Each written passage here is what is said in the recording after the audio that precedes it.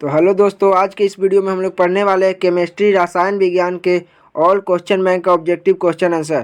तो वीडियो पर अंत तक बने रहिएगा। चैनल पर नए चैनल को सब्सक्राइब करके बेल आइकन प्रेस कर लीजिएगा। वीडियो अच्छा लगेगा तो लाइक करिएगा, कमेंट करिएगा, वीडियो को ज़्यादा से ज़्यादा शेयर करिएगा। तो अगर आप लोगों को फिजिक्स, बायो, हिंदी, इंग्लिश सभी विषय के question bank all objective question answer का वीडियो चाहिए और सब्जेक्टिव का, तो हमें कमेंट बॉक्स में बताइएगा। सभी का बारी बारी से क्वेश्चन बैंक के सारे ऑब्जेक्टिव और सब्जेक्टिव प्रश्न के वीडियो आते रहेंगे। तो चलिए बिना टाइम गवाए वीडियो की शुरुआत करते हैं। इससे पहले आप लोग वीडियो को ज़्यादा से ज़्यादा शेयर करिएगा। तो चलिए शुरू करते हैं। 2009 में कुल 10 प्रश्न पूछे गए थे आपके एग्जाम में, जिसमें 10 के 10 जवाब देने थे। तो फर्स्ट नंबर प्रश्न का, निम्नलिखित में से किसके लिए हिमांक अवनमन अधिक होगा?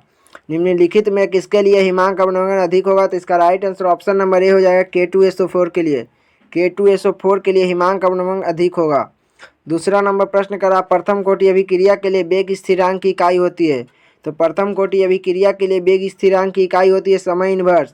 तीसरे नंबर प्रश्न की ओर बढ़ते हैं। तो तीसरा नंबर प्रश्न करा, H3PO3 है एक? तो H3PO3 एक द्विभाषमिक अम्ल है। क्या है? द्विभाषमिक अम्ल है। 4 नंबर प्रश्न करा, निम्नलिखित में कौन संक्रमण धातु आयन अनुचुंबकीय है? निम्नलिखित में कौन संक्रमण धातु का आयन अनुचुंबकीय है? तो इसका राइट आंसर Zn2+ हो जाएगा। Zn2+ हो जाएगा, जिसका आयन अनुचुंबकीय है। बढ़ते हैं 5 नंबर प्रश्न की ओर। तो 5 नंबर प्रश्न करा, अयस्क में उपस्थित अशुद्धि को कहते हैं? तो अयस्क में उपस्थित अशुद्धि को क्या कहते हैं? तो गैंग कहते हैं। ऑप्शन नंबर बी राइट हो जाएगा। अयस्क में उपस्थित अशुद्धि को गैंग कहते हैं। 6 नंबर प्रश्न करा है, NiCO4 में निकेल का ऑक्सीकरण अवस्था होता है? तो NiCO4 में निकेल का ऑक्सीकरण अवस्था शून्य होता है, जिसका right answer option number B हो जाएगा। प्रश्न की ओर बढ़ते हैं। तो 7 नंबर प्रश्न का, निम्न में से कौन सी दवा बुखार को कम करता है? ये बहुत ही इंपॉर्टेंट प्रश्न है, बार बार आपके एग्जाम में आते हैं।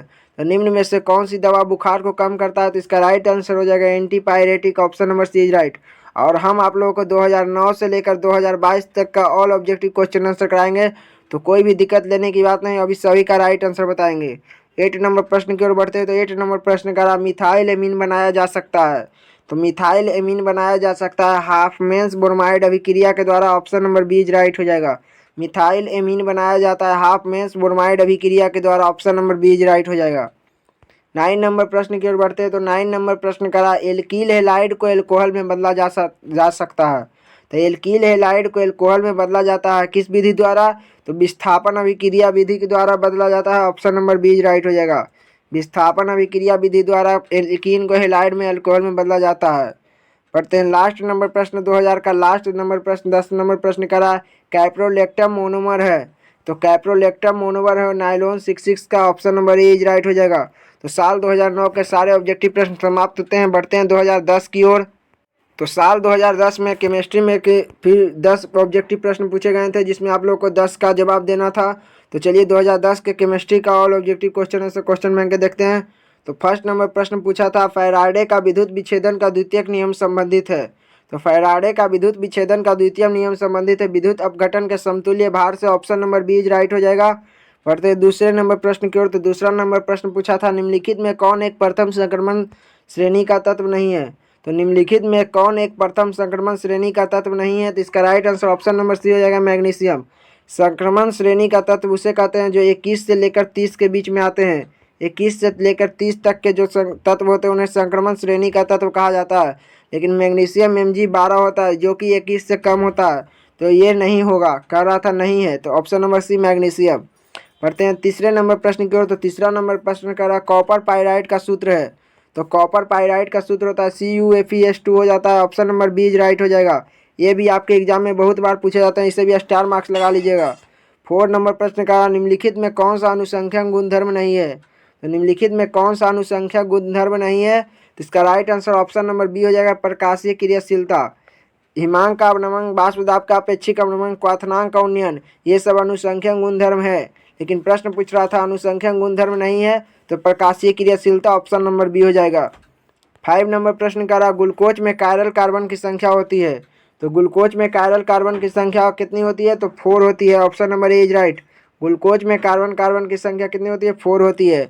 6 नंबर प्रश्न की ओर बढ़ते हैं। तो 6 नंबर प्रश्न करा, CH3 में एंटीसेप्टिक क्रिया का कारण है? तो CH3 में एंटीसेप्टिक क्रिया का कारण क्या हो जाएगा? इसका right answer option number B हो जाएगा, आयोडीन मुक्त होकर निकलना। आयोडीन मुक्त होकर निकलना CH3 में एंटीसेप्टिक क्रिया का कारण हो जाएगा। 7 नंबर प्रश्न क्या करा, 7 नंबर प्रश्न करा ग्लिसरॉल है एक, तो ग्लिसरॉल क्या है, primary alcohol, secondary alcohol, टर्शियल alcohol. तो इसका right answer option number D हो जाएगा, ट्राई हाइड्रिक एल्कोहल हो जाएगा। ग्लिसरॉल जो है ट्राई हाइड्रिक एल्कोहल है, option number D is right. 8 number प्रश्न करा चक्रीय मेटाफॉस्फोरिक अम्ल पीओपी बंध की संख्या होती है, तो चक्रीय मेटाफॉस्फोरिक अम्ल में पीओपी बंध की संख्या कितनी होती है, तो 3 होती है, option number C is right, 3 होती है।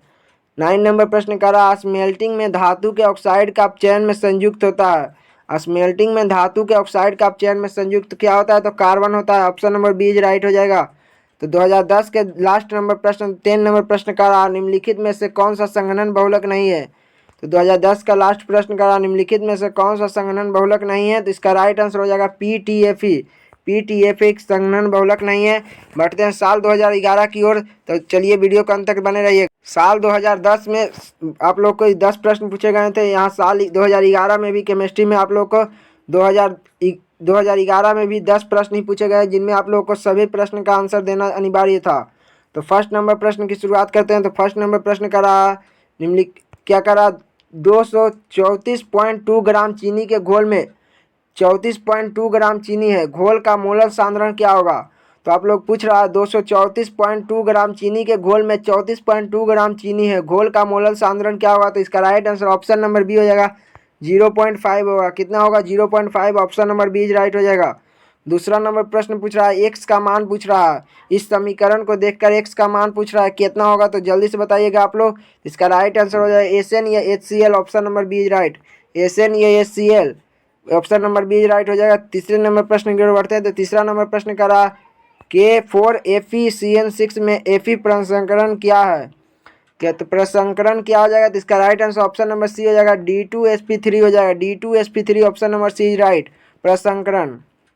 बढ़ते हैं 4 नंबर प्रश्न की ओर। तो 4 नंबर प्रश्न करा जल में सूर्य प्रकाश अभिक्रिया की कोटि होगा, तो जल में सूर्य प्रकाश अभिक्रिया की कोटि क्या हो जाएगा, 0 हो जाएगा, ऑप्शन नंबर डी राइट हो जाएगा। 5 नंबर प्रश्न की ओर बढ़ते हैं। तो 5 नंबर प्रश्न करा ज्यूटर आयन बनाने में कौन समर्थ है, तो ज्यूटर आयन बनाने में कौन समर्थ है, तो इसका right answer option number D हो जाएगा, H2NCH2COOH, H2NCH2COOH, option number D H right, ये ज्यूटर आयन बनाने में समर्थ है। बढ़ते हैं 6 नंबर प्रश्न की ओर। तो 6 नंबर प्रश्न करा जटिल यौगिक CO C2O4 के कितने संभव समन्वय है, तो जटिल यौगिक इतना के कितने संभव समन्वय है, तो इसका right answer option number B हो जाएगा 2, कितने हो जाएंगे 2, option number B right. 7 number प्रश्न की ओर बढ़ते हैं। तो 7 नंबर प्रश्न करा अर्ध सेल अभिक्रिया के लिए स्टैंडर्ड्स मानक इलेक्ट्रोड विभव है, तो आप लोग को ये विभव दिया गया है, इसमें देखकर बताइए इसका राइट आंसर। तो इसका right answer option number B हो जाएगा +0.35 volt, option number B right हो जाएगा। बढ़ते हैं 8 नंबर प्रश्न की ओर। तो 8 नंबर प्रश्न करा सांद्र H2SO4 में निर्जलीकरण का निम्न एल्कोहल में कौन 2 ब्यूटीन देता है, तो इसका राइट आंसर हो जाएगा ब्यूटीन टू ऑल एल्कोहल में 2 ब्यूटीन देता है, ऑप्शन नंबर सी राइट हो जाएगा। बढ़ते हैं 9 नंबर प्रश्न की ओर। इससे पहले वीडियो को लाइक नहीं किए तो वीडियो को जल्द से जल्द लाइक करिएगा, क्योंकि हम लोग बहुत सारे 500 ऑब्जेक्टिव प्रश्न देखने वाले हैं 2009 से लेकर 2022 तक के। तो 9 नंबर प्रश्न का निम्नलिखित में कौन द्वितीयक सेल है, तो द्वितीयक सेल कौन हो जाएगा, लेड स्टोरेज बैटरी हो जाएगा, ऑप्शन नंबर बी राइट हो जाएगा। 10 नंबर प्रश्न का निम्न में से कौन बायोडिग्रेडेबल बहुलक है, तो निम्न में से कौन बायोडिग्रेडेबल बहुलक है, तो इसका राइट आंसर हो जाएगा क्या हो जाएगा, सेल्यूलोज हो जाएगा, option number A right, cellulose हो जाएगा, ऑप्शन नंबर ए राइट। बढ़ते हैं साल 2012 की ओर। तो तब तक के लिए वीडियो को लाइक करिएगा, चैनल पर नए चैनल को सब्सक्राइब करके बेल आइकन प्रेस करिएगा।